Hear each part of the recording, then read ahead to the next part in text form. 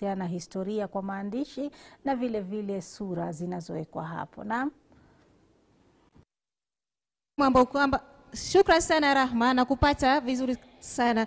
Sehemu ambapo kwamba nimesimama mimi kuna picha ya Sheikh Zakir Naik ambaye ni daktari, ni mwasili wa Kihindi, lakini inasemekana kwamba aliamua kukimbilia Malaysia kuweza kueneza dini hii yetu ya Kiislamu, na aliweza kufika katika msikiti wa Jamia mnamo mwaka 2024 tarehe ya Disemba 20.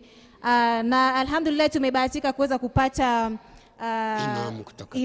imam kutoka Tala. Imam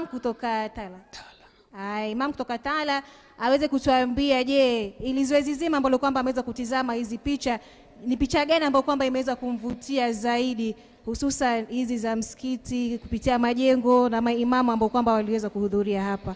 Naam. Assalamu alaikum wa rahmatullahi wa barakatuh. Jina langu Imam Abdul Qadir kutoka msikiti wa Tala. Tuko pia chini ya Jamia Mosque, ndio ambao wanaoendesha misikiti ile. Kusema kweli, Jamia Mosque na misikiti kadhaa wa kadhaa katika sehemu ya Kenya ambayo wanaishughulikia kuwasaidia na kuinua hali ya maisha ya watu katika sehemu zile.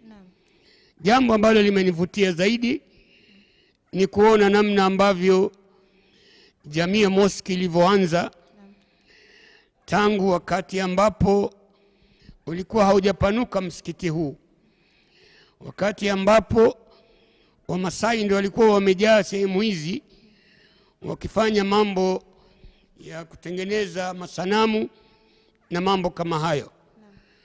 Waislamu walipoungana wakaweza kuchanga pesa, wakanunua sehemu hii yote.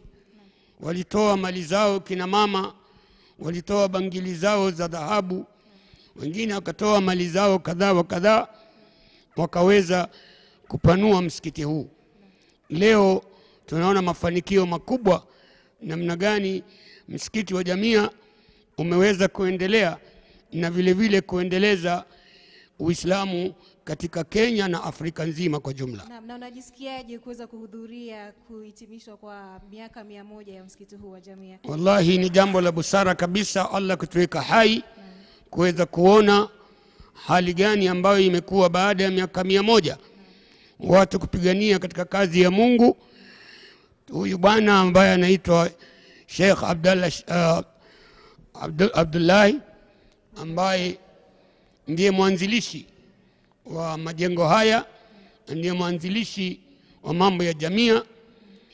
Mpaka leo tumetimiza miaka 100.